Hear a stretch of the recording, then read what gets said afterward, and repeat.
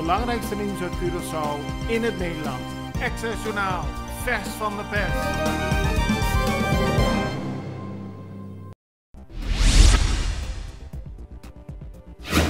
De politie op Curaçao heeft afgelopen weekend ook weer handen vol gehad aan het controleren van de avondklok.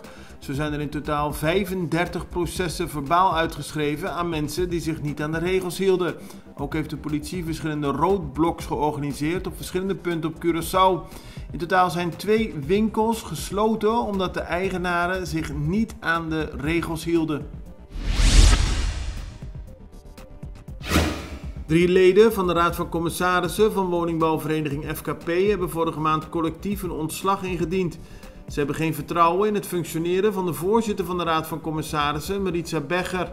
Minister Zita Jezelitu van Verkeer, Vervoer en Ruimtelijke Planning heeft hierover een brief ontvangen. Vakbond CEBI eist zo snel mogelijk een onderzoek en wil duidelijkheid over de situatie. Er zijn nog 16 partijen over die mee willen doen aan de komende steunverkiezingen. Dit nadat de politieke partij PKP van Robert de Jesus uiteindelijk weer heeft afgehaakt. Vorige week donderdag werd de kandidatenlijst op het laatste moment ingediend door de Jesus. Vrijdag werd bekend dat de PKP toch niet meedoet aan de voorverkiezingen van komend weekend. In totaal moeten de partijen die meedoen aan de voorverkiezingen minimaal 789 stemmen krijgen. De voorverkiezingen vinden plaats op 30 en 31 januari in 11 stembureaus. Iedereen die wil stemmen moet stemgerechtigd zijn en een identiteitsbewijs meenemen naar het stembureau. In het kader van de steunverkiezingen is er afgelopen weekend door verschillende politieke partijen campagne gevoerd. Ook hebben veel politieke partijen vlaggen opgehangen aan onder meer lantaarnpalen. Vooral de campagne van de partij KEM trok afgelopen weekend veel publiek. KEM was onder meer aanwezig in Marie Pompoen, Jan Doret en Wiesi. Op sociale media werd gesteld dat de partij checks uitdeelde, zodat mensen boodschappen konden doen.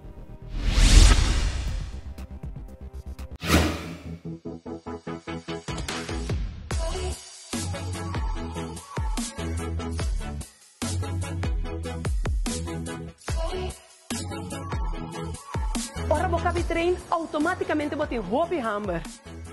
E se você gosta pão, escorre saber. Escorre isso feito. É tem roupa e fibra. É do nabo energia beco para perder e é tem proteína para regenerar o músculo não.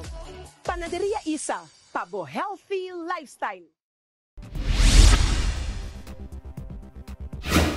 Verschillende sociale fondsen in Nederland zijn actief in het Caribisch deel van het Koninkrijk.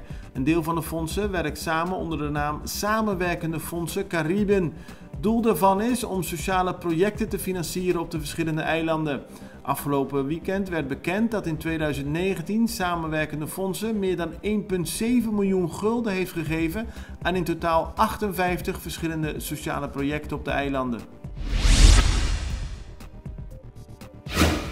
Op Curaçao waren er gisteren 94 coronabesmettingen geregistreerd en daarmee is het aantal besmettingen onder de 100 gekomen. In totaal kwamen er 5 nieuwe besmettingen bij. 1 nieuwe besmetting kon direct worden gelinkt aan al bekende besmettingen. Er werden 15 mensen genezen verklaard. In totaal 228 personen zijn er gisteren getest. Er liggen nog 6 mensen die zijn besmet met COVID-19 in het ziekenhuis, waarvan 3 op de intensive care. Zaterdag werden op Curaçao voor het eerst in lange tijd geen nieuwe coronabesmettingen geregistreerd. In de extra vandaag foto's van in beslag genomen fietsen. Afgelopen vrijdag kwamen er meldingen binnen bij de politie dat er een groep jongeren op straat aan het fietsen was die zich niet aan de regels hielden. Ook hadden ze geen licht op hun fiets. De politie heeft de fietsen in beslag genomen. Het belangrijkste nieuws uit Curaçao in het Nederland. Access Journaal, vers van de pers.